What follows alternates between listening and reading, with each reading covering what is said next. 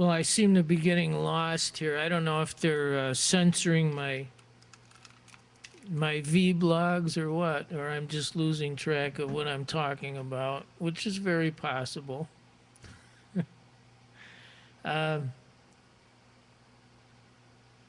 We're talking about progressive taxation, but one of the other things that I wanted to touch on, we were also talking about retail markup, is that there is a lack of competition in terms of retailing because people are deprived of access to wholesale purchasing. And this is something that ought to be increased. And the reason that it isn't increased is because all of these retailers are always bitching, oh, it'll put us out of business. It'll take away jobs. I don't know if that's true or not. I don't care whether it takes away jobs. What I care about is whether people have access to things like cheap food.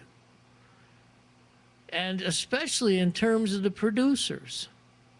I remember back in the 80s, John Hightower had this thing with a box of Wheaties or Special K or something like that, where there was, it sold for $1.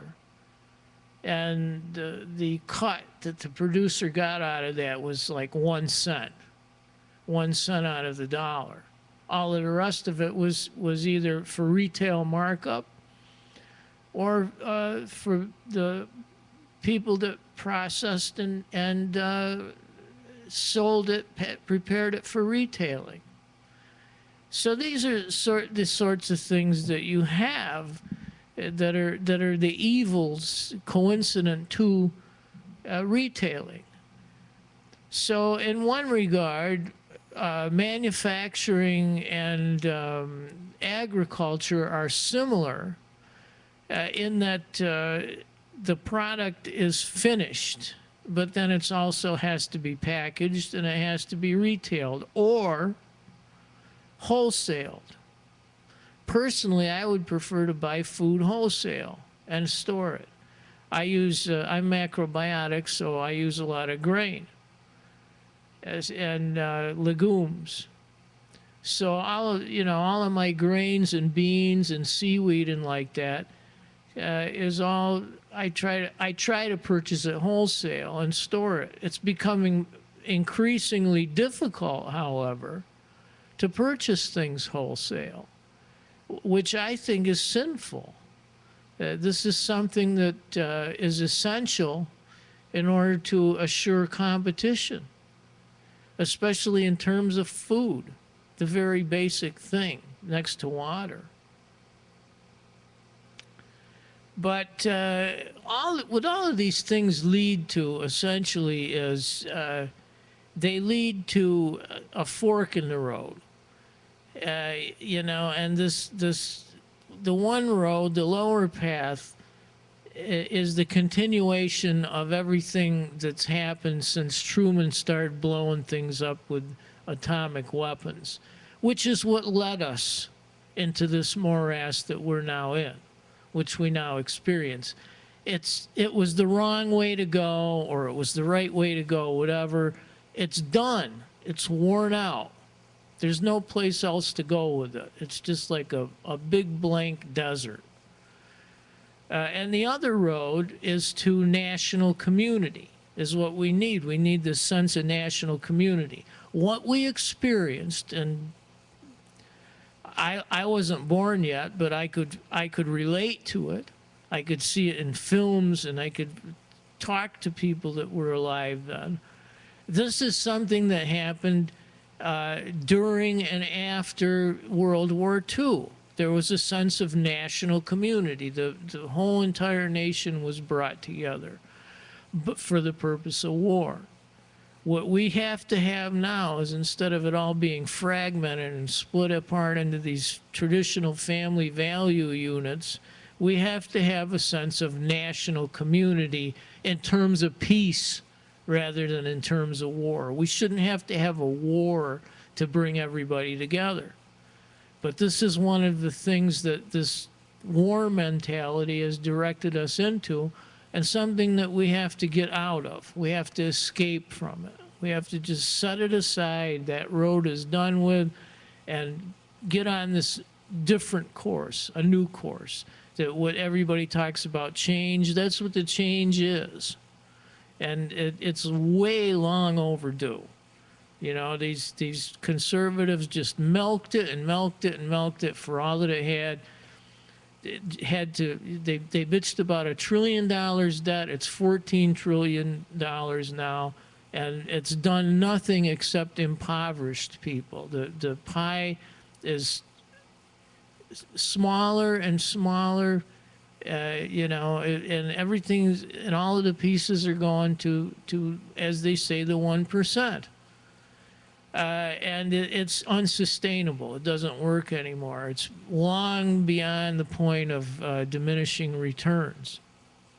It just doesn't work, and we need something new. And these are some of the ways that we have to combat these things: progressive taxation, solar energy through the GOCO model, and access to wholesale, to allow people to buy things, truly to buy things by wholesale, rather than saying, you know, well, if you could find some guy to help you purchase a shipping container, you know, you could buy things wholesale. That is what the retail markup mentality has resulted in. This whole thing, well, I'm going to get me a Cadillac, and then I'm going to get me a house and some artificial sod and a couple girlfriends and a wife and some kids. And then I'm going to sell something, I'm going to retail something, and I'm going to price it according to what all my debts are. Because that situation is far worse, believe it or not, than anything that's been done or created or whatever on Wall Street. Wall Street responds to that to a certain degree.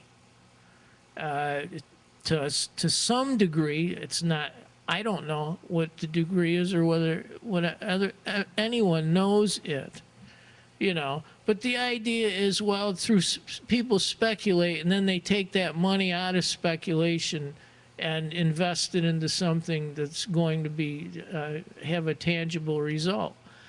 I don't see that there's really any proof that this is going to happen to any significant degree by the encouragement of speculation. I just don't see it. And I don't see that anybody's offered any proof of that. But what I do see is that course has been followed for the last 20 or 30 years, and all it's resulted in is $14 trillion in debt, and it's unsustainable. So we have to do something different. And those are the things that I propose at the present time. So hopefully all of these things make some kind of sense. I know I'm maybe boring sometimes, and these things could be organized a little better than they are. But, you know, I'm putting these things out here for discussion. I'm putting these here if you want to take it and write about it or make a movie about it, or you know, go to the government or run a political campaign on it. Whatever you want, it's there. You know, it's like if you want to give me attribution for these things, fine. If you don't, I don't have any money to sue you, and my standing in the courts of the United States and in New York State courts is zero. Nobody's going to pay attention to anything that ever happens to me. So, I mean, I'm just putting this out for the sake of the national community, for the people that are the citizens that are concerned about these things, to take these things and to put it to some useful purpose.